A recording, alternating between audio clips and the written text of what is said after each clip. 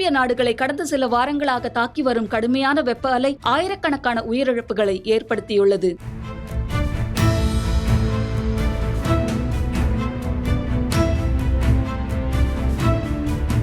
குறிப்பாக ஜூன் 22 முதல் 28ஆம் தேதி வரை பிரான்ஸ், ஸ்பெயின், பிரிட்டன் உள்ளிட்ட பல நாடுகளில் உச்சத்தை எட்டியுள்ளது. வெப்ப அலை காரணமாக பல பகுதிகளில் பள்ளி, கல்லூரிகள் தற்காலிகமாக மூடப்பட்டன.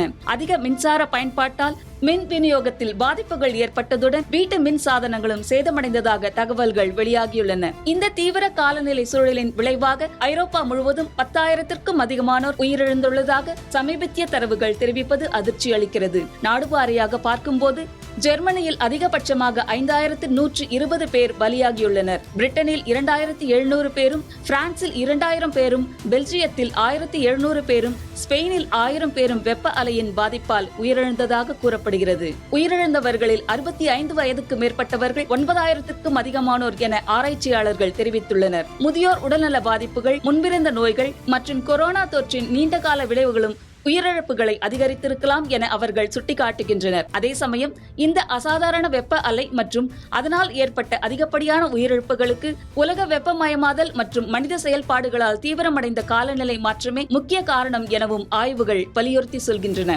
இந்தியாவை பொறுத்தவரை எதிர்காலத்தில் கடுமையான வெப்ப அலைகள் ஏற்படும் அபாயம் இருப்பதாக இந்திய வானிலை ஆய்வு மையம், அதாவது IMD மற்றும் காலநிலை மாற்றம் தொடர்பான ஐநா அமைப்பான IPCC ஆகியவை ஏற்கனவே எச்சரித்துள்ளன.